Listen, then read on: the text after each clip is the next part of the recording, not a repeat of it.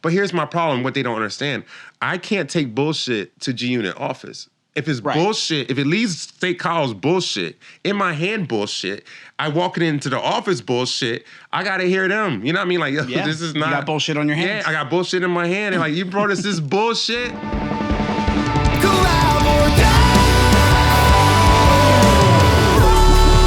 We're always collaborating at all times with the universe. Okay, so I'll give you the rundown of the podcast. Collab or die. Mm-hmm. Collab or die. I like that. Yeah, the motif for the entirety of it is really just like it's not just in the artist space, it's also in like the entrepreneurial space. Okay, that's what space I'm in. I like that. So that's the idea, is that this is like an opportunity to explore collaboration in its like truest raw form, which is like always taking place.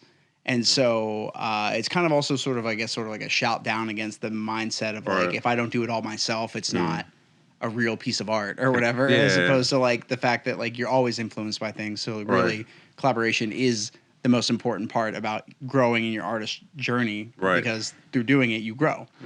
But so the reason I wanted to have you on though is we've known each other for years. And like you tagged me in posts on Facebook, and I see like, I know like a little bit about like your history, but I don't know it like well. And so I was like, I want to have you in because like you've just always been a hustler. Like you're always fucking grinding. So I'm like, I want to know more about where your story kind of begins and like what got you to where you are now and like what the ambitions are moving forward.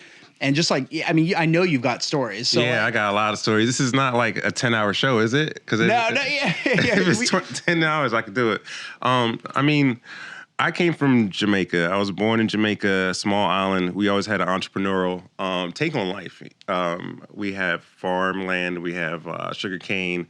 And you got to remember, back in Great Britain, they needed sugar for their tea. So the Caribbean was colonialized for sugar. So there's a lot of islands that had sugar plantations. Now, my family owns farmland down there. So I've always had the entrepreneurial spirit and the know-how and say, oh, wow, produce goes from that and point A to point B, and then you get that green stuff. All right, and I was always had the green stuff. Okay, cool.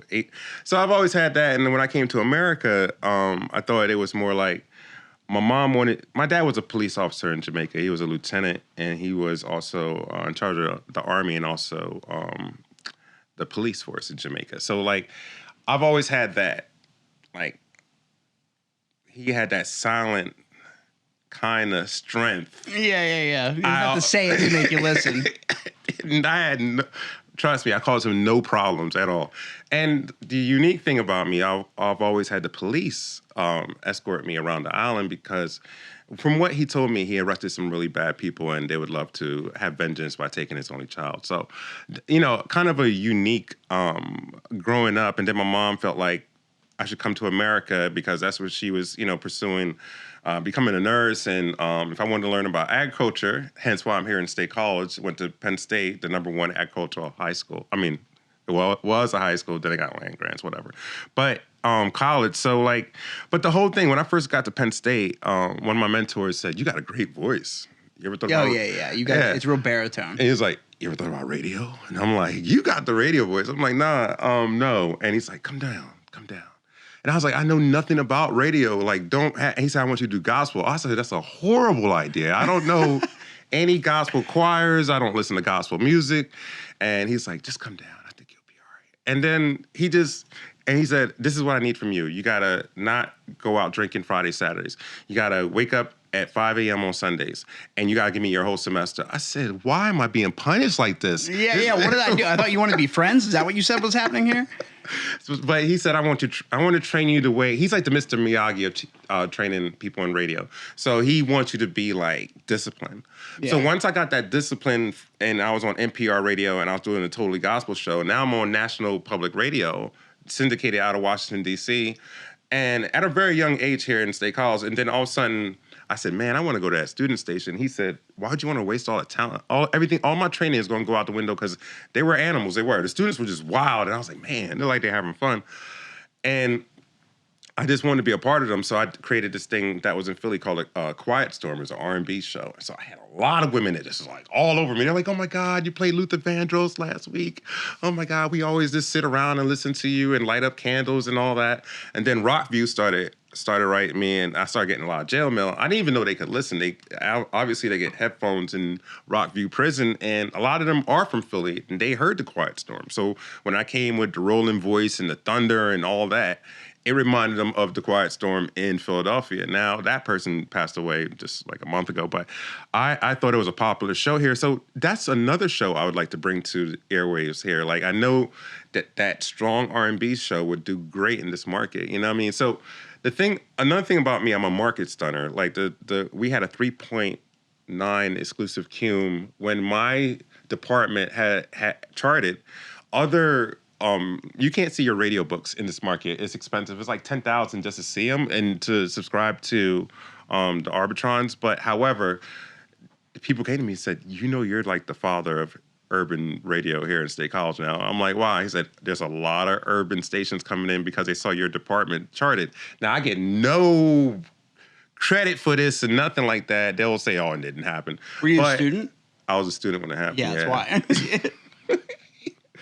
But I'm not a big fan of letting the students make them look bad. Yeah, they don't. They just take it from you and just give you nothing, really. But but in 2003, to speed this up, I used to do a lot of redos of Hub Late Night and there's a lot of failing events that I was a part of and made them successful. So one of them is Golden Key, another one is Hub Late Night. I used to work with John Harlow.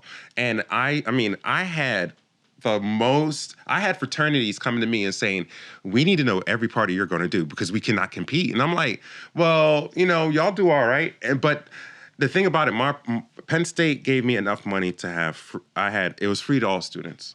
And right. I was already on radio. So I was able to call Bad Boy and Arista and all these labels and say, send me free stuff. I'm doing an industry party highlighting all your artists. Yeah, and that's like, so that side of the industry, like I want to talk about that a little bit. That aspect of collaboration from them really comes from they want to tap into the college market. They want it badly. That's like where the money is, really, because those are the people that are going to go to the shows and can drink and can make the venue money and then raise the cost of their guarantees. Exactly. Like, yeah, there's a huge like college market that doesn't get tapped anywhere near as well as it could, probably because of the infrastructure in place to be able to like handle that. Like, you have to really be in with current events and not even just the current events, but like the right staffing, the managers, the agents. Like, if you don't know these people, good luck just sending a cold email and trying to get them to come in. And quick story, I was in a CMJ in New York and College Music Journal. Penn State gave us about $1,800 to go there. And we got to go see underground hip hop, metal, what have you. But I ran into a Universal rep, and he said to me, he said, no one would ever tell you this. We respect college DJs 10 times more than we do mainstream DJs. He said, because they are paid. They already got the money. The money's already there. Yeah. But you guys, if you play our music, that means you really want to play it or you're fucking with it. So that... Right. That kind of becomes like the real mover and shaker aspect of like the culture of what you're trying to do. So walk me through that. Like, you're doing that and like who are you working with? You're with... Penn State Student Radio. We were just like a college radio station. But no, who were you working with that you were like reaching out to trying to get the free stuff? Oh, Bad Boys. Bad Boy, Arista. This was when Biggie was like killing it and all that. But the thing about my events, it wasn't just all the free keychains and everything you can get. I had end zone dancers because anything that sponsored our radio station and spent money with us, I was able to call them. So end zone dancers came down to do the MC battle or host it. I had Papa John send like over 1,000 pizzas in one night. I had a limo service driving me around and also the strippers around and all that. All types of shit was going on. And Graham Spaniard came out of his house, walked down to see what was his line, because people kept calling him like, oh my God, this guy has like, there's a line around the hub. Yeah. For this guy. I don't know what he's doing. And I had Bill Asbury, the vice president at the time. He said, thank you. Thank you. You did good. Yeah, well, they need to know. Like, I think that we got this new president coming in now. Yeah. At Penn State. Some of them are in tune, like me and you, to the pulse of what the students want to hear. That's really what it is. Yeah, that's what it is. Once you lose that pulse and you don't know anymore, that's what happens to artists. You can't be of service anymore. Yeah, and that's a big part of the reason why there's been a real cultural die-off in the area because of a lot of, I mean, COVID obviously didn't help the most recent 2 years, but that's not what hurt the community of like arts in this area. It's really kind of, there's no venue, there's no avenue to do a lot of this stuff. Remember when Quick Rock used to have local segments on the radio station? They don't do that anymore. No, yeah. And Mike's Video used to have a local segment CD, like John Cunningham, Sona. Yeah, the Rack. Yeah, and you could buy any of your, you can't. Where do you find them at now? Music Mart, I think, has like, Music Mart, really? Yeah, they have like a few like local CDs, but also who's pressing CDs anymore? Like, you can, but it's like most people are at the point where they don't have a fucking CD player anymore. Did you hear that Eminem and Dave Chappelle separately released 2 new vinyl albums? But that vinyl's made the comeback, though. Vinyl has made the comeback. Yeah, it surpassed CD sales, I think, in the last couple of years, just because of this resurgence of that older analog gear, vinyl pressings, or it's like, this feels, if I'm going to have a physical thing, what is a CD that gets scratched and scuffed versus this like vinyl, which I'm going to protect a little bit more ardently and make sure that I have it in a place where it's like... What happened to Arboria Records? That's not there anymore? No, I don't think so. Damn. Well, that's what I'm saying. Like, there's nothing like this here. And so, like, your connections through doing that through radio, I feel like, also kind of bolster attention in this realm.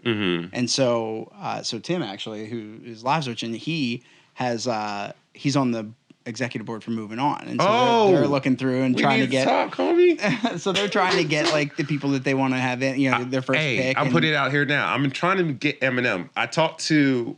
This is how far I am with it. I met with the general manager of the Bryce Jordan Center, Al, and Al had his assistant manager there. Now, through G Unit, I do have a strong connection with Shady Records, because even when I produced my one MMA, I did this MMA fight walkout song, and but I had to use, he wanted to use Until I Collapse, and that was an M song. So, like, here's my thing with being under the umbrella of Dr. Dre, Eminem, and 50. If I ever do anything, they're not really going to come after me because I'm a promoter. I'm in the family. You know what I mean? Right. Why would you come after you're family? Stepping on your own toes. So it's like, so I know I can get away with a lot more than other DJs can when I'm in the whole 50 Eminem realm and all that. Right. But there's a D12 dude I was talking to. He does conniving on them, and he was like, we were talking about it. I said, number one, you always got to sell that you have a hot idea in this market. Yeah. You always, seriously, especially when you're young, they don't want to hear it, and then they're so embarrassed to hear it if it wins. Right. They'd rather have it be a loss and you have egg on your face than to see you win and looking at them like, you know, where's fuck you, pay me, where's my money? You know what I mean? Right, yeah. And I've experienced that. They're not giving away money without a little bit of blood loss first. Like, that's the MO for sure. And that's part of what I'm saying. Like, to me, if they realize that there's so much, I mean, not just the Penn State community, right? But like the community of like overlap where, like, you know, for example, like being able to get a limo company, you know, get Fullington in on Fullington Trailways in on stuff with like limos or, you know, like party buses or whatever. And, you know, there's so much capacity for so much better culture and sort of like grassroots sort of coming together to make this stuff work. But nobody wants to collaborate. Nobody wants to, they want to do it all on their own and get the credit. And they don't realize like, that's not in the spirit of collaboration. Like, collaboration isn't you getting together and throwing out all your ideas and your ideas have to be in there. Right. Collaboration is we get together and the best idea wins. Like, if my idea sucks, I don't want my idea in there over somebody else's idea. I want the idea that's going to actually launch it to where it needs to be. It doesn't care if it's a song or if it's an event or you know whatever it is. If you're planning and you're collaborating on something together, you really need to make sure that you're like not all of your ideas can be babies. They can't be your baby. Right. You got to be able to let stuff go and be like, tough. I had this idea. It's great. This idea is actually a little bit better. It kind of plays off of mine a little bit, but it nuance fills it out a little bit better. You know, insert any scenario where that happens, and you can see that, like, you can tell within the first few minutes of working with somebody whether they're there earnestly in that collaborative spirit because they're trying to see this thing succeed, or if they're just there to get their ideas across and express. My problem with State College, Pennsylvania, is that a lot of people know I fuck with 50, right? So they know, like, I get a lot of rappers that, I have had a lot of rappers and I didn't believe in their music. And here's my thing. In anything I do in my life, I have to believe in it in order to get the, even if it's acting or sales or whatever. If I don't believe in the product I'm selling, then why am I selling it? You know what I mean? And it's like I can't get passionate behind something I'm not passionate about. And a lot of these rappers up here that wanted to fight me, some wanted to shoot me, some wanted to kill me, some wanted to do whatever to me. And it's just like I'm sitting here like this. Like, number one, you're not gonna do nothing to me because number one, I'm from Philly. I'm not even from Philly. I'm from Philly. I'm like from the heart of where all you hear is all day. Like, that's the part of Philly I'm from. And those guys love that kind of stuff. They love it. They're like professional. That's what they do. But here's the thing. I'm not coming all the way out here to bumblefuck State College that has some dude that's just like, want to be gangster, whatever, and threaten me. You know what I mean? Like, I'll fuck you up. But here's my problem, what they don't understand.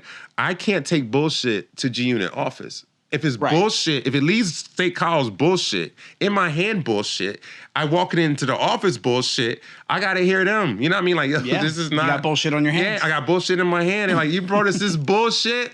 Yeah. And then but that to them, that's a better vetting process because before it even gets to them, they're getting it from somebody that, like you said, is like in the family, somebody that they know, somebody that they're like, okay, we already fuck with what this guy does. He's established title over here. So like anything he moves forward, it's like kind of like an unspoken thing. Like they assume that you've gone through the gambit of being like, I've weeded out the things that are not good. I'm not trying to bring you garbage. Garbage, yeah, right. I mean, your name's attached to it. I'm the same way, like, for photography, for example, like the parallel and production aspects. Like when I do photos for people, if I do your senior photos or your graduation photos, people are like, oh, can I get the raw file? I'm like, fuck no, you can't get the raw file because you can do anything you want with it. And then you're going to tell people I took this picture and have no concept of like how to deal with this in post-production at all. And then people are going to think that that's the fucking work that I do. So like when you don't understand, if you're a client and you don't understand that when you go to a photographer, you're like, that's bullshit. Like I only got like 10 photos out of this shoot for, and I paid X $1,000 for it. It's like, yeah, but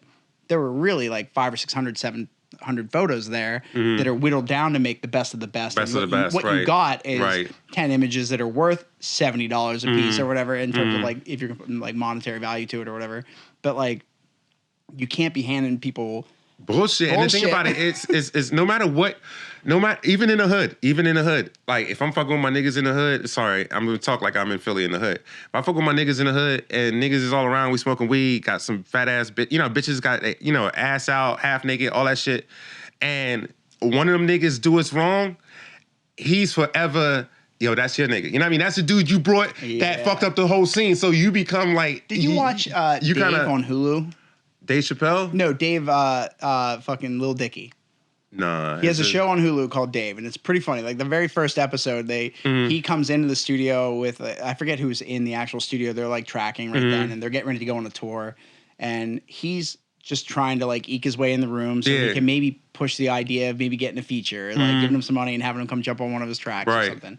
And he goes in, I think he comes in with like a tuna fish sandwich and it just stinks up the whole fucking room. Oh, yeah. I mean, that's to me, that encompasses it. It's like, it doesn't matter what you do. If everybody looks at you like, who the fuck who brought this guy? Yeah, who brought this guy? Yeah. You become that. Yeah, and you don't want to be that. No. And I love, being in the studio, like, I love having people that aren't supposed to be there come in if they are contributing or like they're bringing something of value and not distracting from like the creative process. But yeah, you can't just have some people in. You can't have everybody in. You can't. You can have people that are. Here's what it is: people that are excited or enjoy being in this like culture or in this room of people in the studio or on the set for this production. They like to be there for all the reasons that anybody would like to be there. It's fascinating. Like when you're watching like art take place and you're getting the behind the scenes, like you're seeing it out of camera. You're watching it all take place in a way where it's very surreal. That's totally different than somebody who can go in and appreciate that from the person who can't just appreciate and observe. And they have to kind of like interject or like kind of step into it. And that becomes a problem because you end up in this situation where you kind of get punished by this person that's there asking questions and like a Karen or a negative Nancy, all that shit. Yeah. Or the dude who he's just there with a friend and he's trying to get like if you hire a producer that is like really well named and you bring him in and he's working with you in your studio. Doesn't happen often, but if it does happen and your friend comes over who's got a mixtape and he wants to kind of like shell it out, it's like not the fucking place for it. Yeah, like I respect everybody's hustle and their struggle to get to where they want to be, but like there's something to be said for sort of the bedside manner about how you go about accomplishing it. And a lot of people don't have that. And that's like, you know, the different, when you meet a celebrity, like I'm probably not a Punisher anymore, but I was definitely a Punisher when I was young. I'm like, oh shit, you're so-and-so from this thing. You don't realize that, like, yeah, they know that. They know who they are, and they're glad that you're excited. It's not like a backhanded kind of situation there, but like they want to be able to just enjoy their interactions. And if you're making the interaction a totally awkward or something, it's like I gotta sit here and deal with this. This is a pain in the ass. I was the first Penn State student from our college to go to BET. Oh, really? I was the first one because back then there was no stipend or nothing like that. So like the college never had people that just wanted to go because you had to pay your whole way. You had to pay for your rent and all that. Yeah. I'll make it quick. But what I'm saying is... No, I'm just making sure we're going on time. What I'm saying is that like going down there and I met Wyclef. Wyclef was like, stop pointing at me. Don't do that. You just want an autograph, right? We're people too, all right? And I was like, I felt so bad. I was like, he is a person. Why I make him feel like that? But he was just like, for real, we are people. Just say, hey, Wyclef, how's your day? Yeah. Don't put the pen in my face. And then he's like, right. Yeah. And that's what he's used to. It's like, you know, and it's like pre-cell phone cameras, right? So then it becomes like here, let me get this selfie. Yeah, like, the camera's already loaded. You're like, cool. Hope you're not within 3 feet where my face is fucking blimped out. And you got like this angle, and then you're gonna post it on Instagram. People are like, wow, he fell off. Like, what the fuck happened to him? Yeah, it's like there's an etiquette to it, certainly. There is an etiquette to it. I mean, but I have no etiquette. I mean, I seen Little Kim. I pointed at her. She goes, I know I'm short. She had like big bodyguards around her. She's like, I'm short. I get it. Don't point at me. I met Big Les from In Living Color. Got these big ass canyons and shit. She got a fat ass. I was like, God damn. She's like, I know. It's fat. Just stop gawking. Put your lip up. I was like, I'm just like, God. When I see like models on a different level, like I remember someone told me my first trip to Miami, what I was going to experience. And someone told me, said, when you go to Miami, the first girl you see is going to be the baddest girl you ever saw in your life, right? Right behind her is going to be the baddest girl you ever saw in the fucking world. Then I was like, damn. And they were right. I was like, oh my. It just keeps going. It just keeps going. It's like, wow. So when you're doing the stuff with like Bad Boy and G-Unit and you're getting him in that was by myself without them, yeah. But when you're getting into that, like, what does that collaborative process look like from their end toward you? Like, what are they able to do that kind of like lifts your position in what you're trying to create and develop when it comes to events and productions like that? I know. I have a very I guess a flaw. I have a real bad flaw. And my flaw is it's hard for me to collaborate with other people because if I know how to produce it from the beginning to the end, I executive produce. If I know what the artwork is supposed to look like, if I write out the event for you and tell you exactly what I want and that's going to be a winner, and if I call all my G-Unit connections and I got girls in my life that are dying to be in my life and I'm sitting there like, can you just sit there and look pretty at this point? And they're like, yeah, I can do that. But the studio stuff stresses me out. And I'm like, you know, and I got one girl that's my voiceover artist, and I'll write it out, and she'll read it, and you know, and also another flaw I have, I write it before I get to the studio. So like, I just like Penn State, just like college, like you don't study for that big exam. You should have been studying like for a month, but you studied right the night before, and you're like, oh, please God, please at least get us a C, and you got a B minus, and you're just like, whew. Right. But you have to, that's just it though. Like part of that process that is collaboration. Cause like you're getting these ideas from what you think sells as a great idea doesn't come from some divine gift. It comes from your ability to observe and maintain perspective whenever you're doing these things. You can be like, this is the thing that Spa or Late Night or the Hub or Penn State are doing. Or the Multicultural Music Series. That was a great thing for me to be a part of. I think the Multicultural Music Series was my first time looking at how much these motherfuckers are actually making. Like Beyonce had a $800,000 price tag right next to her. And then it said if you want her and Jay-Z, it's almost 2 million. It's like 1.9, I don't know, like $1 million. And I'm like, what the fuck? And then in my mind, I'm like, we made a left when we should have made a right because we should be getting that kind of money. Like, the monies that they make, like right now, I want to bring Eminem up. He's probably gonna be like 1.2 million. I swear to God, just because to get him in. He was on the Elvis Presley soundtrack, The King and I, with CeeLo Green. And he's also been on his Martha Mathers LP, his 20-year anniversary. That's happening, and that's you know what I mean. Wild. I was at the beaches. I think I was in middle school when that album came out. Yeah, and I think my sister bought me like a handful of records that were explicit, right, that I could have. And I was on vacation with a friend who had the Marshall Mathers LP. Oh shit! And he let me jam it while we were there on Walkman style, just like cruising around the beach, jamming it, burning through AA batteries, trying to learn the words to things.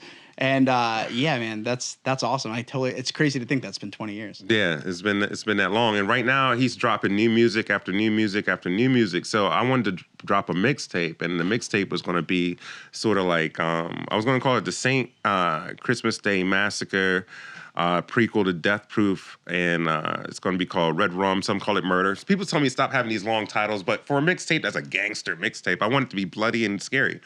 But that's my thing. I want to.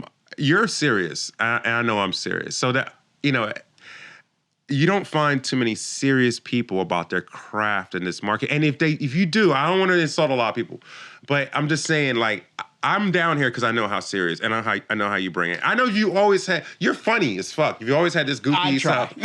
You've always been goofy, but when it comes to actually your craft and this and your passion, yeah, you got to take it seriously. You got to take it seriously. It's not just not like a craft in that like this is an idea I have and I got to get out. At some point, it's about the expression, right? Mm-hmm. And then sooner or later, it kind of becomes about the bigger picture of the whole thing. Like, okay, what is my legacy here going to be after I'm done with all of this? Like, it doesn't matter. I mean, if you're completely serious and you're just nosing the books the whole time trying to do it, it's like you miss out on a lot of life that way. Right. And in doing that, you kind of hurt your opportunity to be able to be inspired for the next thing that you're trying to accomplish. And always be coachable is one thing I've learned in the business. You Definitely, know what I mean? It's a big one. But here's my thing. I'm a forever student. So for me, like, it's all coaching to me. Like that's what collaboration is to me. Like if I've never done something and I'm in a studio with somebody else and they do it a different way, I'm like, I never thought of it like that. I mean, and at the technical level, it's like, okay, maybe this plug-in, maybe this piece of equipment or gear or whatever, all this is really helping like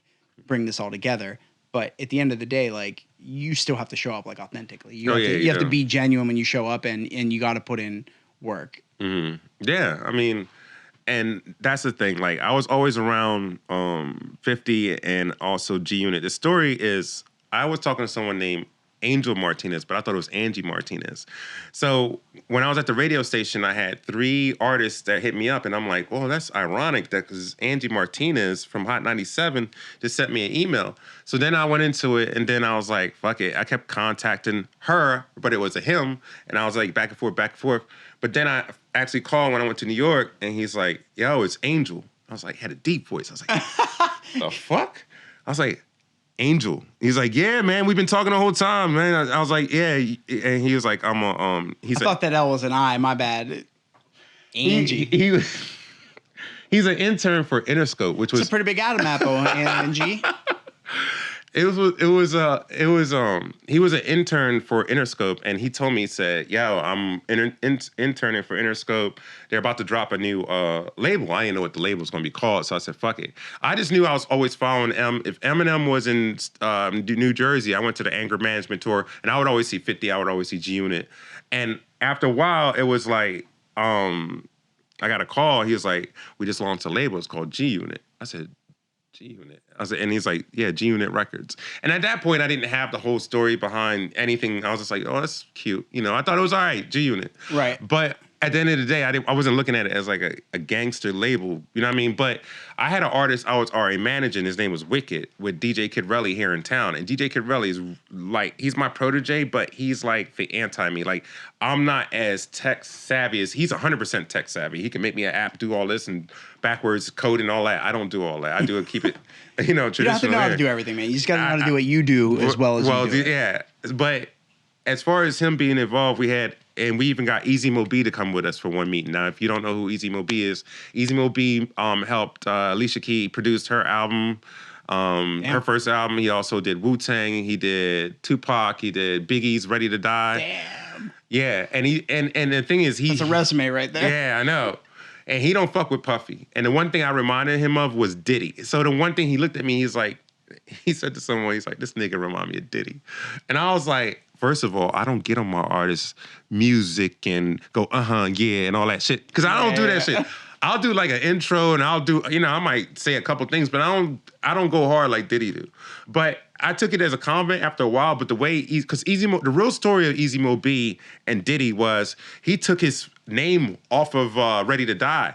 That was the Biggie's first album, his biggest album. So Diddy takes his name off, gives him money, and act like Diddy was the one. Points on the record. Yeah, man. That era of doing that. It's still kind of like that in certain subgenres, I feel like, but a lot of people don't know. Like, if you don't get paid outright flat for whatever it is you do for a record, or when you're deciding whether or not what your involvement's going to be, usually before you go into it whether or not you're going to do points. Points, right. And that's if you really believe in the record, where it's going to go the distance, you're going to make your money back on the back end, or you're taking an upfront, or it's maybe like it started later, people started to hybrid and take like, I'll take a cut, I'll take a lower percentage for a little bit upfront because this is a gamble, but that's pretty crazy. I didn't know that. Yeah. Or they just do a 3-single deal on your ass and say that they get a piece of everything you do during concert. And some of those slave ass contracts still exist today. Look at artists like TLC who say they're broke, or Rihanna even coming out saying she was broke because her mismanagement of her money. And Beyonce had to fire her father, and her father was doing this and that. Listen, family should stay family. Friends should say friends, and professionals is, you know what I mean? I work with professionals. I try not to fuck with no novice. I don't need you fucking up my shit or doing it. I like fucking with novice only when I need like something new. Like if I need I'll bring a novice. Catalyst there. Yeah. If somebody's inspiring me to something. Yeah. I'll bring a novice in like, yo, what do you think about this idea? And they'll make it fresh or do something with it. I'm cool with that. But for the most part, in State College, they take a lot of things like for jokes, and my shit don't come with jokes. I've been in New York and seen, all these motherfuckers had guns and shit was about to pop off and shit like that. A lot of people don't know that. Like 50 Cent would always say, like, the industry is like WWE. It's a little bit of acting. Yeah, it is. But niggas is shooting, people getting shot in the ass. That's not fake. Those bullets are not fake. They're not prop bullets. Right. You know what I mean? So some of that shit is real. Like, look at my first gun related like run in that I ever had in my life. Actually, tell me this. It happened here in State College of all fucking places, and I had there were some dudes that were dumping their drinks off of their balcony on Beaver Canyon onto some girls below, and we called them out, and these guys kind of rallied behind us. They're like, let's go get him. That's apartment 611. Right. We go in, we get in the elevator. We're all in the elevator going up there ready to just fucking cause a scene. Yeah. Not beat anybody up, ready to just fucking cause a scene. And in the elevator, I'm like standing in front of the door just like, all right, here we go. It's happening. And behind me, I start hearing guns rack, and I was like, look back, I was like, okay. And then as soon as we ducked out, I was like, yeah, which room is it? And then we like ran down the hallway, ran down the steps. I was like, fuck that. That's a totally different evening than I'm trying to have. Yeah. And I was on the side of the people that were, I guess, brandishing it. So who the fuck knows? I don't know what charges you get copped with that, but I don't want them for sure. I know that much.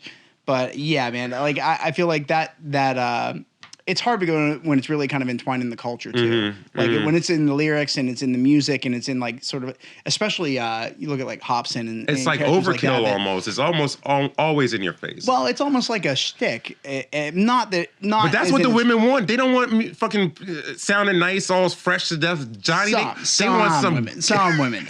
They want that gangster beat my ass, motherfucker, selling crack cocaine, motherfucker. That's what they want. That's what I lose women to, the losers.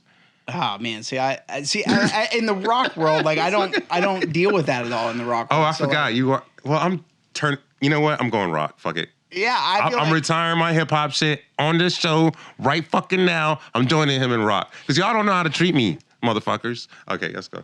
Yeah, I just feel like I was always really interested because you were always. I remember like we've known each other probably since 2000, like 4, 5, 6 or somewhere around in there. Yeah, probably when Kid Rock came to State College. So me and you've always been around music scenes. Like it's almost to the point where our name buzzes to the point where people who are putting on shit call us about it. Like or make sure they mention it. Like when Kanye West came, the 808 tour.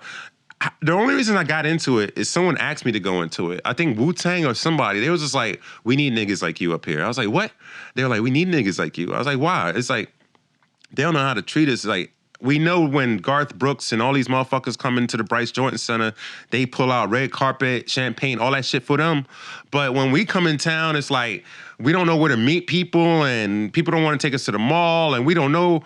I was like, for real? You get to the venue, you're basically stranded. Stranded. I said, this is happening to you motherfuckers? They're like, yeah, it happens to us all the time, especially in State College. He's like, they leave us in our hotel, or no one wants to come and like show us where the mall is, or take us to go to get a cheesesteak. I'm like, what? When we first met, I was definitely delivering pizzas at one point. And like that was like, because it was easy money, and I could focus on my music while I was driving, make my money, go home. It wasn't really like work. And I just remember, definitely, I did a bunch of runs to hotels where artists were there all the time. Steve Aoki was like at my buddy Dylan was actually his tour manager, and then they would stay at like a Hilton Garden Inn or something like that. And I'd deliver pizza to them. They're like, yeah, like we had to like look around. We had no idea what's here. Sometimes it comes down to like bad like advancing on like the tour management side of things. But like I know my buddy Dylan's like a diehard, and that was not the case there. So if it's a lack of resources, you'll get there, and it's like, all right, you load in, and then you just wait around till you perform, and that's boring to them. That's boring as fuck. And for bigger productions, like your load-in could be the day before, or even if it is day of, and you're doing like a gambit, and this is just like a one-off. Like University Park gets a lot of shows just because they break off the radius clauses. Yeah, so like they're like, oh, we're outside of, we're 120 miles or 90 miles outside of Pittsburgh and outside of Philly and outside of Cleveland, so you can get these like kind of one-offs, and a lot of people use them as like pre-production dates. They can they can go in and test the tour out before they start. The shirt, the venue name will be on the T-shirt for the tour shirt, but really it's like it's there as like a safety mechanism to kick off a new leg of a tour or whatever. Right. But, or test new music that they just don't. They want to test it here before they test it somewhere else. I mean, there's a lot of industry shit that happens here. I mean, Phil Jackson, his daughters went here. Flavor Flav was always up here watching his nephews play. I know Tony Yayo from G Unit. Me and him was talking a couple times, and one time he brought up the Joe Paterno thing. He was like, "That's fucked up how they did Joe Paterno, my nigga." And I'm like, I look at Tony Yayo like, God damn, this dude a gangster. He telling me, and I told him, I said, "You right." Values are values. Really. That permeates like all the social groups and the cliques. Like what your values are as a person and as a group of people. Transcends like the day-to-day bullshit. Right. And so like when you say like that's definitely, I mean, I work right now, like I produce a lot of like media around Penn State football. And so I learn a lot from like, I'm doing the first NIL endorsed and NCAA run, not run, but sanctioned or allowed blue and white player show. And so I have two athletes from the Penn State football program. Wait, are you all right? He, in fact, had nothing to do with what I said about Penn State football. Please do not fire him or let him lose any jobs. I'm not beholden to them. No. I got out of that realm of things because I feel like they're in a place where the media is going so fast and they're not ready to keep up with that race. Right. That's why like the university is like suffering with their NIL right now, which is going to affect recruiting over the next year or two. And like they're starting to figure it out and put it together, but they're, not to jump into that, but like, so as I'm doing a bunch of stuff for like centered around Penn State football, you really do kind of see like there's this big gap in what they want versus what they know they need to do to be able to get to where they're trying to. And without like, they don't want to let any new blood. No young blood can be in there mixing things up for them because it's like they don't want to relinquish the power. And so they're content to try to like duct tape this thing together and keep it going. Yeah. Like, that's got a shelf life. Like you can't do that forever. If you hurt the culture, everything else goes. And the proof of that is the Sandusky scandal. Like, I worked in the service industry and I was playing music pretty much full time. And I mean, it was like money dried up overnight because people were coming here. People were going to they were buying no more going to tickets. No more jerseys were being bought. Yeah, no restaurants. Yo, I went to Philly with the fucking jersey on. I went in the barbershop. Niggas was like, yo, they were like, what you was doing when they was touching that little boy? You ain't do nothing about it. We taught you better than that nigga get the gun. I said, oh shit, they getting guns. So I say, niggas. I didn't even see no motherfucking kids in no motherfucking showers. Chill the fuck out. But all right, it's me. The narrative is already going, and so at it's that already point, going. Yeah, you're behind the eight ball. I just moved to St. Louis whenever that had happened. I had to take my fucking Penn State shit off because I even go to Walmart. I had girlfriends that had fucking Penn State shirts on, walking with me in Walmart, and people shaking their head. Oh my God. Yeah. So I lived in St. Louis, and like right when that broke, it was like no holds barred. Like if you were there, it's like, oh, that whole town might as well have been child rapists. Right. So, like you have it's just carte blanche. You're just covered with whatever it is. And I just graduated in 2008. So for me, I was like, this sucks. Like, is that going to fuck my ability? And on the back end of it, you think like, okay, there's this huge alumni base of Penn State graduates, and they are all over the world too. Yeah, they are. And so it was kind of like, too. it was a pendulum effect. You're really kind of watching like the story breaks and it goes as far to the right as it can to be an absolute shit show in terms of like information going out there until the reports start coming back and blah, blah, blah. There was a CEO who said, if anyone was involved in the riot, around the riot, or anything like that, or anything dealing with Joe Paterno, he actually said he was firing every Penn Stater he had on staff that were even tenured. This dude in Texas was going crazy with it. See, and I didn't hear that, but like, I'm not surprised. You know, like that was just the backlash that we got. And, and you know, but so to what my point I was trying to make is that like if you kill the culture, that's immediately the smoking gun and what's going to be the cause of why nothing else is going to grow beyond that. Well, now it's too extreme because now we have some kind of like moral committee here. There's a moral committee. There's a moral police. It's all types of shit. Please call this 1-800. And I get it because even when I was waitering at the Penn Stater, I would always see you there doing some stuff. I don't know what you were doing. Maybe you were stealing some caviar.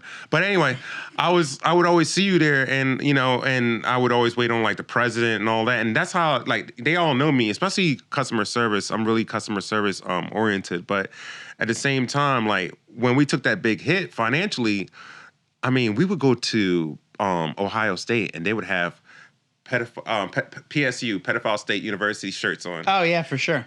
That's in your head as a player. You're like, what the fuck? So, yeah, and the thing is like that's in line with what they've always done. But with this particular thing, it's like it's almost like the subject that should not be joked about in that regard, and everybody was hurting. Yeah, everybody was hurting. I mean, and we were the one they've been always waiting to take down because, like, my student radio station told me the sports department came to me sad one day, and I was like, "What's wrong? Who talked to y'all like crazy?" And they were like, "Some ABC reporter told us on the field, you arrogant Penn Staters, so high up on your horse, aren't you? We weren't, and people thought we were just arrogant. Well, a lot of people in the Big Ten. Us getting into the Big Ten.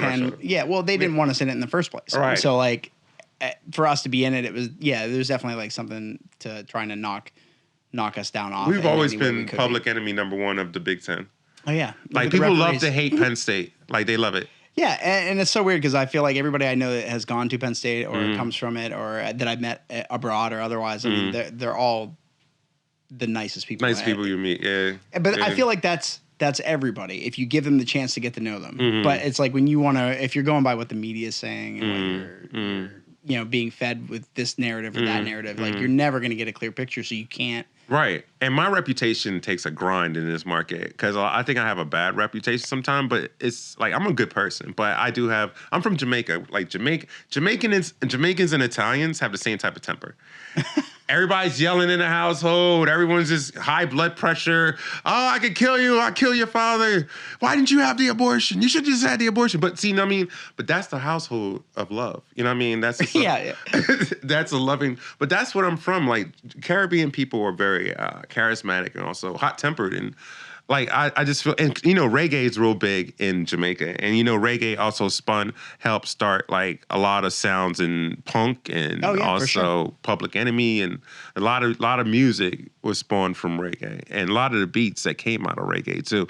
And it's one thing about G Unit and Eminem and all of them, 50 Cent. Everyone's a student of the game. KRS-One. When did hip hop start? Why did the turntables? It was a Jamaican that came over from his name Kool Herc, came from Jamaica with 2 turntables and came into New York, and he's the one who's kind of credited for doing scratching and scratches. Like that's like the. That was back in the day when they were just beatboxing, just putting it with their mouth, like, all that. Well, yeah. So you think like, actually, this tracks. I was watching a podcast recently. Rick Rubin was on it, and he was talking about how when he went to NYU, he was going to this club that was a reggae club, like 6 nights a week, but one night a week they would do this like hip hop. Yeah. And so he would like listen to the records, and the records would sound like R&B records with rapping over it, but the ambience, like the atmosphere of the song, was R&B and not what he was seeing that he loved live at the shows that he was watching. So he's like, you guys should sound more like this on your record. But I think he said he was talking to Kool Moe Dee. Okay. And Kool Moe Dee was like, well, we're signed to such and such. Like they're never going to let us do that. But I got this guy who is my cousin. He's putting out a record. Like, why don't you work with him and try to do that? And then it's like you overnight sort of see the shift in the tonal characteristics of what hip hop was versus what it became. You figure like in a place where there were probably less than 100 at a time when there were less than maybe like 100 hip hop songs in the world. Maybe, yeah. And like you're watching it shift over into this new stuff, and right. you get, Herc scratching like that. You're like, oh, this is what is happening. Yeah. And then I think he mentioned that he got out of everything because he watched like it became less about trying to push the boundaries and make something new, and more about what can they do to recapture or redo what something that has already been done. That's what labels do. They're lazy, so they'll say to Jay-Z, "What do you have to sound like you?" And they'll go to 50 Cent, "What do you have that sounds like you?" And they'll put out the same thing every year. I mean, and even I think it's a loan company. Like they're not there to help you create or push the envelope. They're not interested in the artistry. They're interested in the sales they can make off of the artistry. And and the short-sightedness of it is if you don't look at it like, okay, yeah, I did do this thing and this did work really well. If I do that again, yeah, people will like it, but it's going to feel like a continuation of the last thing, and it's going to get fucking boring. There's got to be something. There has to be some innovation. There has to be some shifting and changing. Right. And that's going to happen if we work with this producer or this producer and this producer. And it's going to be slightly different, but just trust me with it. But when you're looking at a label... That's why I like Outkast. Outkast is a rap group that didn't give a fuck. They came out with a Aquemini, came out with... what they did because of it. Exactly. And so and Black Eyed Peas, same way. Like, you look at it like, if you're willing to throw caution to the wind and try something new, you have the opportunity to find something that is really, truly great. If you've got the right mindset going into it, you're not just going to throw shit out there that's not going to work. Right. You're going to try to integrate things that specifically enhance what you're trying to go for. And if you've seen like shows like movies like Steve Jobs, and you watch a Social Network about Mark Zuckerberg, like you have to a little bit lean on lunacy and being brilliant at the same time, because one thing, everything's crazy. Everything's crazy. Yeah, that's true. And that's one thing 50 he always says in like his books, like sometimes you're the only one that believes in your dream and idea. And that's the hard part. That's the hard part. That's the vice. That's the squeeze of an artist, is like when you're in a place where you're trying something and you're like, everybody wants to do something new and fresh, but obviously everybody can't. You can't. All at the same time, it just can't happen. Somebody... collective conscious or otherwise, people are going to be kind of stepping on some of the same territories by trying new things. But it's like, if you look at the way things kind of cyclically come back into order for things, and the way like, grunge kind of made a comeback, and nu metal was kind of making a comeback there for a little while. You know what's crazy? I just found this out. I know it. Sometimes my brain is slow. I was talking to this girl I'm rapping to in North Carolina. I don't know if we dating and I don't know what the fuck we doing. It's one of those. But listen. Situationship. Situationship. But we was talking. What was hold on, I'm losing it. I might have smoked before this. What did I say before that? I lost it. Do you remember what I said? A girl in North Carolina. Don't worry about it. All right, so then you're like, nope, I lost it. It's gone. Nah, but my point is what were we talking about before that though? You can't ask me that. I have ADD, so I don't even have to smoke. I just lose things. My brain is just fucking. It's gone. All right, we were talking about what? Hip hop, right? Yeah. And knowing the whole history of I said like nu metal and grunge started to make a comeback. Yeah. That's where you picked up. But listen. Everything in hip hop that has been oversaturated has hit hip hop like you never seen it before. When down south rap, like R.I.P. to Takeoff from the Migos, he got shot in the head. It's another thing about hip hop is this got to stop. Like the random, you're with your kid, you're getting shot in the head, you're getting shot in the mall. Like, this shit is getting, like, way too out of control. And, the Migos is going through it right now. Like, you know what I mean? And of course, they did a lot of hits and all that. But it's a shame when you're just trying to put out music and now your music becomes as a vice to kill you. You know what I mean? It's like you almost get killed by your success.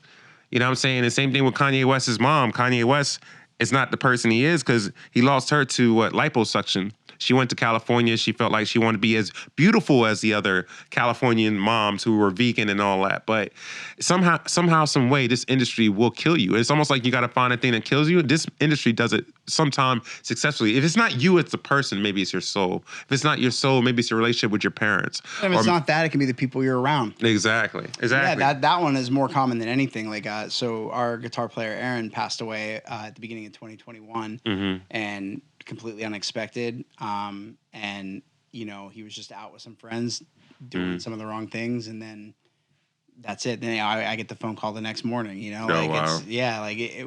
So it really we are creatures of habit, and we're also products of our environment. And so I think I remember when Tupac and Biggie were both killed as a kid, the way that it was covered on the news and the way that I remember, I think it was like the VMAs where their mothers both came out together. Oh yeah, that was big. That was big. They had to. But that was a moment, right? Where and so constantly we're struggling to try to capture this equilibrium. Right. And so the pendulum swings both ways, so it gets both extremes, whether you like it or not. And what we're wanting is for it to just slow down and kind of hover in the middle a little bit. And there was this moment after that where it kind of felt like we maybe got back to that. But when we have people that are like, Holocaust deniers and this, that, and the other thing, you get to a point where if the history is not known or not taught well enough, we start to see these cyclical mistakes being made and these repeat occurrences happening that are like, this is all avoidable. Like, how do we not learn this lesson by now? It's like, oh, we did, but over time, we've lost it. How long has it been since Biggie and Pac were both killed? Right, and there's been a lot more rappers killed since. But that one I look at as like a historically pinnacle moment in the culture of rap and hip hop in general. But when you look at it now, it's like R.I.P. to Nipsey Hussle. Oh man, like Nipsey Hussle, fucking you could go on and on. It's crazy. Jam Master Jay, and the thing about Jam Master Jay, this is one that really hit hard because they even thought 50 had nothing to do with it, but Jay was also instrumental in introducing 50 Cent to the industry. And the thing about Jam Master Jay, he had a studio in Queens, New York. Like, he's showing the people, like, not only am I going to open a business, I'm going to open it right in the heart of where I'm from, right in front of the people who took care of me, because now I'm going to take care of you. And then the people that he was actually looking out for, so they say allegedly, are the ones that got him killed. The ones he used to send 100,000. He had one guy just 100,000 a year, another guy 100,000 a year, another girl 100,000 a year, this family 100,000, 200,000 there. Until he said, I'm done. You guys, I've done everything I could. Yeah. I've given you the last bit of money, I can give you without me losing. And he got set up mysteriously that night. Mysteriously. Well, the thing is I think everybody has this feeling that where you're from, you see more of the culture in your area than anywhere else, especially if you're in tune to it. And so I would say that you probably suffer from it the same way that I do when you're like, fuck, there's so much potential here, and it's all just being squandered because we're not Nashville, we're not LA, we're not New York. That doesn't mean it's not here. And thankfully, internet has kind of become a little bit of an equilibrium where people can kind of produce and get stuff. You don't really need a label anymore. You don't need a record label to break your music. I mean, it's been so many take artists. Out a loan. If you believe in it so much, what's his name? Justin Bieber, and who found him? Usher. Usher going through the internet, looking through YouTube, and sees Justin Bieber like, this kid has it, and it was like that quick for him, you know what I mean? So it's like getting co-signed by Usher and all these other things, and you got a lot. But hindsight being 2020, look at the shit that he has to go through, being this child star growing up. And it's tough on child stars. I mean, for him, his coming of age story is completely in the public eye. So it's like all the time, every fuck up, like everything he's ever done wrong is like in this echelon of information where people are going to know it. Forever. And luckily we're goldfish in a fucking pond. Like, we hear things and then it's like, I can forget that the next thing, Maroon 5's under fire today because whatever he did. Now it's, it can move and cycle through to the next thing. But the reality is like, that's not how he's going to process it as an individual and as a person. Right. I mean, it's hard on child stars. A lot of them, even Michael Jackson, you could hear him saying that he always had a camera in his face since he was 3 or 4. Yeah. And he never knew what it was to be a child. So at 45, he became a 45-year-old, 4-year-old, I guess, or however you want to look at it. But that's a mentality. Like, you took away my whole childhood. And Joe used to beat him and all this other stuff. And the abuse that Michael went through and all that other stuff. But it's like he did leave himself open to parents saying, I'll drop my son off You know, and then all of a sudden they come back with $23 million lawsuits. It's like, right. Don't put yourself in that situation, Michael. To what you were saying earlier, like, you know, if in that case you decide to open up a studio in the middle of, you know, in the heart of Brooklyn and where you're from, and that's what you're trying to set up, and then basically the mouths you're feeding end up biting that hand. It's like, that's the thing you can't really ever account for, right? Because I think nobody does that just because they want to like raise a middle finger to everybody in their area. They're trying to help. And so it's the people that are short-sighted enough to not be able to see that, to not be able to really understand what's going on. And it's just ignorance. Like they just don't have that capacity to understand what is attempted to be being built in that moment. I have a true story for you, and it might make you laugh, might not. I go up to Mark Sapia. I said, Mark, they called me. I'm doing the 50 Cent concert. And I'm like, no, 50 Cent. And he's like, okay, you're smoking some shit. He said, listen, Horace, I listened to a lot of your ideas in my bar, and you brought me a lot of great stuff. But now you're asking me, can you sell 50 Cent tickets for 50 Cent? What are you trying to say? Are you on some shit? Are you coming in my shit high? And I'm like, no, there's an artist. His name is 50 Cent. He said, how big is he? I said, Elvis Presley big. He said, get the fuck out of here. No, literally, get the fuck out of here. And I'm like, no, Mark, like Frank Sinatra big. He said, I'm really close to kicking you out of my bar. And I'm just like, no, this rapper, he has In the Club. It's been there 16 weeks. He just hit Rolling Stone. He's like the biggest shit right now. And I said, I got tickets from the Bryce Joint Center to give out to a couple bars and whatnot. And he couldn't grasp the concept. And my thing about talking to these business owners or people who just don't get it, you have to sell something that is already being sold in other markets like crazy. Yeah, there's nothing more frustrating. If you look at the markets as they are, like, you know, you have New York's like I don't even know what. Number one, number two, usually in radio. Number one, it's number an A market. Number one, and then California, number two. Then they fight between. Right, and so like Pittsburgh and Philly probably 10, 7. B markets. Yeah. You know, and then State College is like a C and a D market. Yeah, we were next to Ohio. No, we were like next to Alaska. Number 300 and something. Radio ranker. Us. Right, and that's like there's obviously, not to like wash it over and say that like it has to just be that way because we're not in these other places, but it's also there's a lot of factors that go into that. Yeah. But at the end of the day, it's like businesses, like strength of how many population, also just like America is the melting pot of cultures all over the world. State College is really this melting pot of places all over the country and all over the world. You know, so like we've got all of this different culture and capacity here, but no infrastructure in place to be able to handle being able to like modulate and shift and turn a little bit to be able to keep up and be current with things without. I mean, it's a bunch of business owners that are just like clutching their pearls and don't want to like. They don't want to take the risk, right? Because they don't understand the risk. So I don't blame them. You know, money is not something to just be thrown away. I totally get it. But at the same time, if you're like you said, like if your hand's not on the pulse of things, you need to be able to default and rely on somebody who can get you there. Right. Exactly. And like we don't have like. How are we doing on time? I saw you do something. We're at like an hour. Oh, we're at an hour. All right. Okay. We'll start wrapping up. All right, a couple of things. I just want to solidify this because in case 50 is listening, I ain't trying to get shot over your ass or you. So listen, here's the thing. I became a street king rep for State College back in 2012. Lou Banger showed up to State College. He's a G Unit New York promoter. Sat me down. They interviewed me. They said the office wanted me to be a part of Street King. Now I've always been around G Unit my whole fucking life. It's just like people you always run into. Like it's almost like you watch that meme on Facebook and it says when two friends bury the same bodies at the same spot and it's both like hey with Al Pacino and he's like hey. It's like that. So like you know as far as them they just became family. They like Thanksgiving I'll get a tweet on this50.com like happy Thanksgiving or happy birthday, whatnot. I went to the G Unit office that day. 50 came down with a helicopter. Now, a helicopter, you have to pay at least $1 million for your helicopter space in New York, in Manhattan. So he came down, you know, we met, and I've met him here, and just, he's a great guy. He's very healthy. Definitely, if you see him, a lot of stuff that he eats and the products he sponsors usually is going to be like health oriented. Formula, he has a Formula 50 book so you can get abs like 50 and everything like that. He was getting trashed by the internet during that halftime performance. I was like, he's like, he didn't look fat. He just looked stacked.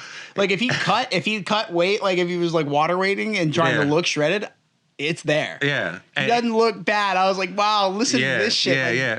And the sad part is, like Mike Tyson said, the social network has made it very comfortable for people to insult you without getting punched in their fucking face. Yeah, for sure. And Mike said it like punching your fucking face. Like I'm looking at Mike like, yo, don't interview him. You might wreck your shit. But anyway, so like this, and I would tell my mom and all that I'm at 50 and all that. And that was I got this buzz in this market. It was like this buzz because they thought 50 was gonna like bring me on. But one thing about 50, I can honestly say he'll give you the tools to fish, but he's not gonna fish for you. Yeah, for sure. That's not how it works. And then also, I wanted to be in New York. I told him, I said, make me a promoter in New York. I'll be the best promoter you got. He said, we got 1,000 of you in New York. Right. Why not be here? Just be a big whale in Center County and State College. Yeah, you can be the big fish in the little pond or the little fish in the big pond. Yeah, and I said, that's a horrible idea. I've already been in this market, and this market is done and all that other shit. But it just became me being here and being able. I got Keaton Patel, who owes me $1,500. If I swear to God, if I see him, it's gonna be chitty chitty bang bang. But I got him the Lloyd Banks. Situation at mezzanine for $12,500. That was a discounted rate. And I had to chase his ass around town, and I still couldn't catch him. I don't care if this is recorded. Anyway. And then like other people I help, like Penn State. Yeah, dodgy promoters, holy fuck. There have been so many shows we've been on the road, and like acts of God, like weather or whatever prevents a lot of people from coming out if it's a tornado warning or whatever. You show up, it's like, motherfucker, this contract says this amount. Like if you don't have like your kill fees and stuff like that in there, you get screwed. Or they just duck. They just I got to get to the next venue. I got 8 hours to Memphis. Like I don't have time to fucking hunt this guy down. I guess we're just eating our L on this one, and we're out of here. And they know a lot. Yeah, a lot of time it's a cash. Sometimes it's a cash grab for artists. You know, back in the day when 50 was first coming here, Violator sent me a quote, and I went to in the players with it. I said it's $22,000 for 18 minutes, and they said, "What is $22,000 for 18 minutes, Horace?" I said, "For 50 Cent to be in this fucking club for 18 minutes, it is $22,000." And they looked at me and said, "Who the fuck?" I said, "Well, you don't want to pay it, I have to go elsewhere." I'm just like, you know what they said. It don't kill a messenger. Yeah, that's exactly right. And that's why that's a fucking phrase. Because like you got to show up and say it because you're like, this is what. And the thing is, it's not that it's unreasonable because the place would have fucking packed out. Oh yeah, definitely. Anybody within a fucking tri-county, larger region, is going to travel here to get in the fucking club at the same time. Especially when he was like at his hottest at peak 2003. He came back for the F and Vodka tour, and I was also handing out mixtapes for the Kanan tape for that. He was also signing bottles of F and Vodka. He's out of F and Vodka. He has a champagne right now. I can't pronounce it, but the champagne is doing very well. BMF, Black Mafia series on Stars is doing well, and also Power. He got so many different segments of that one show that's doing well for him. You got Power that had Ghost in it. You got the Kanan. You got a whole bunch of stuff that I feel like it's a 50 Cent universe is what he's created, almost like the Stan Lee version, but the gangster version. It's a community. You have to. What he's doing is smart in that regard. You're literally developing a community that is more. Community seems small. Mm-hmm. When you're saying universe, that's really kind of what it is. It's like there's only 8 billion people on this planet. So his goal is to make that community as large as possible, right? To sustain his brand, and then also people he wants to bring up, himself, all of it. So the picture you see me with on Facebook a lot was shot by the G Unit talent scout. And that's the thing. As an entrepreneur, you almost pray that someone would adopt you, or pray that someone that really matters to you say you were talented. And that's what G Unit and 50 was for me, because I'd be here getting shitted on all the time. Right. Like and by they will shit on me. By people that don't know. Oh, your production is horrible, Horace. It's just too. They don't have their credentials to understand whether or not it's good or bad in the first place. Good or bad, they make the judgment. Exactly. But they make the judgment, and you just sitting there like, oh, my shit is shit. Oh, I suck. Okay. All right. Okay. Yeah. Mm-hmm. How long we got? Oh, he just balls. You the one calling. You the shot caller in this whole thing. Yeah, no, we're we got like a couple. But here's my last thing. I am trying to bring up Eminem. I need as much pressure on Bryce Jordan Center. I need as much pressure on Shady Records, Eminem, because number one, Eminem doesn't need this concert. He doesn't. For sure. Doesn't give a fuck about this concert. Doesn't give a fuck about coming to State College. But here's the thing. The way I've been trying to present it is, but how about we get some of your acts that you care about? Right, for sure. And then now there's no reason it has to be a fully self-serving on this side. We only get you. And then that's it. Like, we want to puppy. We want to take care of him too. Get a couple of his artists. Get that eyebrow up, like some of my artists. Make it almost like a shady thing, and then maybe we can get him up here. But the thing is, Nas is hard to get up here too. Nas has said no to Steakhouse a lot too, and I know that because I'm on the end of like Clear Channel, Electric Factory Concert, multi-music series, and these names keep coming up, and everyone's like, he's going to say no, he's going to say no. Or what artists do that want to say no, they'll put a astronomical number in front of their name so that to force you into a no. Yeah, to make you say no. Make you say no. So they don't have to. Yeah, for sure. But I mean, like that's a shame because I feel like I think he's writing some of the best music of his career right now. I'm really loving where he's going with everything, and I feel like he has had his stumbles along the way, but I've always been a fan. So for me, like it's nice to watch the journey from an outsider. Like I would never tell anybody to do this different, that and everything. I don't have a critique on it. I just enjoy watching the process take place. Right. And I feel like he's so obviously inspired so many people that I know and rappers that I know and dudes in the rock realm. I mean, he signed 50 Cent, and that was the biggest thing that happened. When Eminem signed 50 Cent, no one wanted to touch him. And he had like a lot of people like Irv Gotti and a lot of other artists that he had beef with in New York. Remember, he said, I had to wait on a Cali nigga and a fucking white boy from Detroit to get back into fucking New York. How mad do you think I'm going to be? You know what I mean? That's true. Yeah. I mean, he said, how mad do you think I'm going to be when I get back to New York? Yeah. And none of y'all niggas was playing me. Him and Drama King always had like a good situation. R.I.P. Drama King. A lot of black men don't live past a certain, but that's another show. But that's a whole other 2 hour, 3 hour, 6 day segment. But this was fun, by the way. We gotta do like a part 2 to this, maybe something like that. I'm trying to get through. So the statistics say that you basically of the millions of podcasts that start up, like 80% of them don't make it past 3 episodes. Okay. And then of that additional 20%, they don't make it past 20 episodes. Okay. And so to be in the top 5% of podcasts in the world, you really only got to get like 21 episodes in the can and be consistent about it. And so my goal is through this, through Collab or Die is to really I want to meet with artists and entrepreneurs. Like yesterday I had Jason O from My Hero Zero. I'm sorry. We've always seen each other and it's always been like we're always at production. We're always at events together. Me and you are always like, yo, I want to fuck with you. I want to do what you're doing. Yeah. We got to call. We're almost going to be that point where it's going to be like, have your people call my people. Yeah. Just do it. Because I see the momentum between me and you. I really believe in you. I really believe in what you're doing. Got a great professional staff over here.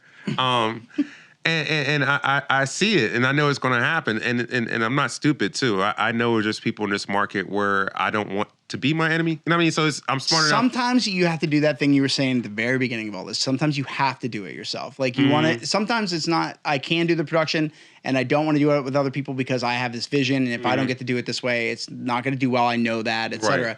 But in this case, it's more of a you just got to fucking shut up and prove it. It's like, how much can I talk before it's got to be something that needs to be shown? Yeah. And so I think, like, to me, one of the things I had to adopt, one of the chips on my shoulder, like the armor I had to kind of bring on was... Look at my bling. Now I'm officially a rapper type thing. Look, it's official.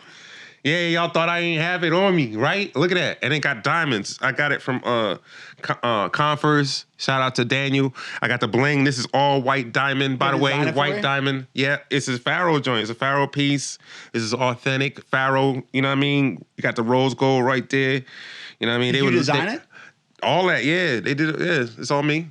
That's awesome, man. But to your point, like, yeah, like you're always going to have people telling you that your shit sucks, that this can't work here, that you shouldn't be doing this. That's why I don't do. There was something I was going to say that was going to be real insulting to you, or you might have taken it away. But no, I was at the Nittany Lion Inn. I was working there as a temp. I was doing some banquet serving, and they had their like young entrepreneurs at Steakhouse, Pennsylvania. Oh yeah. And I'm looking at it like, oh shit, I'm about to see something I haven't seen before. These motherfuckers are like the bestest entrepreneurs Steakhouse got. Right. So I'm looking at it. I'm looking at their marketing, so traditional. I'm looking at some of the stuff they're doing is so traditional, so cookie cutter and bland. I'm like, there is no room for an entrepreneur like me in their whole group because some of my shit is edgy. Some of my shit gonna be like cursing or a graphic picture of two girls, going down on each other, but not actually showing it. I mean, I'm a little wild with my shit, but it's like I feel like I have no home here. I feel like people like me and you having this camaraderie. You have to build it. this is like it's really Field of Dreams. Like if you build it, they will come, and it will not fucking come unless you build it. Right. But I want to tell you one story that plays off of that real quick, and then we can wrap up. Yeah. One of my mentors, his name's Jeff Hoffman. He was telling me a story about Eli Roth's film Cabin Fever. He produced it for him. He like gave him the money to funding for it. And when he wanted to do the advertising for it, so in light of doing these things that are maybe a little edgy and non-traditional marketing, this is like post 9/11, and he went around and he had these like cabin fever, like big bandages they were putting up all over billboards all over New York. And so people thought it was like a terrorist attack. So it makes the news. So now for like a $2,000 summary offense for like vandalism or whatever it was for all the places that they had their street team go out and label all this stuff, they had basically acquired like a multi-million-dollar marketing campaign out of it because it got all this news and attention. It was like, you know, you're going to catch cabin fever, like whatever the tag was. And so, you know, there's not everybody's going to see the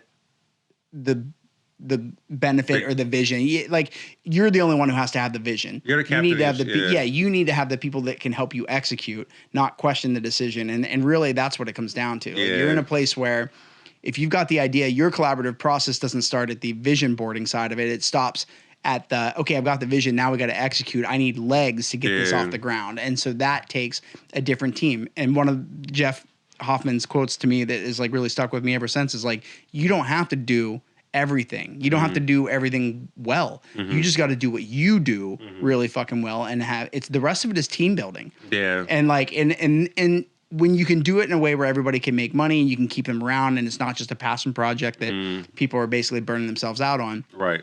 You can do it, but it really takes, you know, a team around you to sharing the vision to get to where you want to be. And it's hard to have that in this area because a lot of people don't get out of this area. Right. And if you're not going to New York and you're not going to LA and you're not going to Miami, you're not going to these places where you can see I mean, I've toured for years now. So like I travel around the country, I'm like, don't tell me we can't have a really rock solid 250, 300, 500 cap venue in this area or 1,000 cap venue in this area that, you know, so you're not stuck between playing a club downtown and playing the Jordan Center. It's like, you got that in between. We need to have something. And it's like Crowbar was that. Crowbar, it would have like Kid Rock and shit like that. But for wanting to have the culture built here, they don't want to put the legwork in to make it happen. And so people were like, when are you going to play here next? It's like, we don't play here very often because there's no support for it. And that's nobody's fault except for the borough and the culture in the area not being allowed to be in a position to like foster and grow so that I feel bad for kids in high school. Like I at least had my friends, we could all fuck around with instruments and sound like shit in a garage. Like you need to be able to do that before you can get to the part where you start to sound better. And now it's happening for a lot of artists on the solo side of things. I mean, look what you got to do to even be here. You got your soundproofing going on because you already know there's a noise ordinance waiting to shut this shit the fuck down if we were to get too loud. And I want it to sound good when we're in here. It sounds real professional. I think like that. A lot, like easily 80% of what's going to make something I do good is not going to come from the way I polished it up at the end. It's going to be what I put into the upfront effort to make sure that it can be raise the bar here. If I drop and I don't meet it and I'm somewhere down here, okay, that's fine. That's not a big deal. That's better than if I started with my mission trying to end up here and ended up fucking down here. Because there's always obstacles. There's always shit that pops up. There's always things that are going to keep you from getting there. You really just got to set the bar. And so to your credit, I feel like one thing I've always felt about my observation of you as a friend in the area is I've always been like, yeah, you always set the bar high. And I'd rather. I enjoy sitting back and watching what comes out of that. And it takes somebody doing that in order for it to happen. Right. And I tagged you on a lot of shit. And real quick, I just want to say, go to www.this50.com. You can hear a lot of hip-hop gossip, entertainment. Also, if you want to get any G-Unit 50 Cent shirts, the hottest shit, get on www.this50.com. I'm sorry I didn't talk about anything sensational, like when I was fucking the end zone dancer in the ass and fucking doing the radio station at the same time. That one is for the next show. That shit was hot, you know. I was like, hit CD1. All right, now hit CD2. Hit CD2! So it's like, you know, there's other things I have that can help you. I think you told the story. I think the story just got told.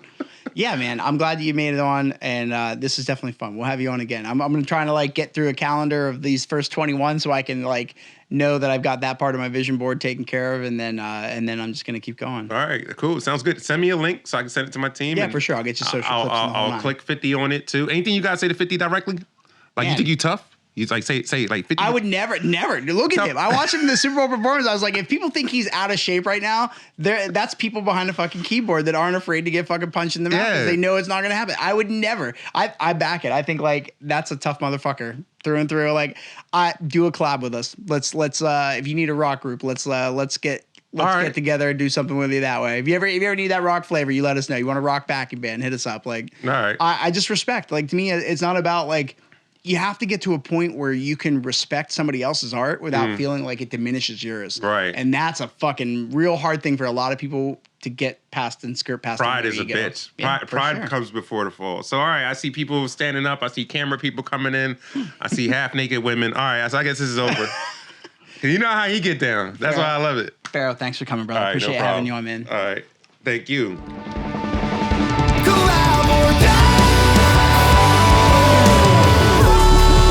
We're always collaborating at all times with the universe. That is a wrap on another episode of the Collab or Die podcast. I hope you enjoyed listening to it as much as I enjoyed making this episode for you. And now it's time for our favorite part of the show, the part where I beg you to please hit that like button, subscribe, and turn on those notifications so you never miss an episode. Don't be that guy.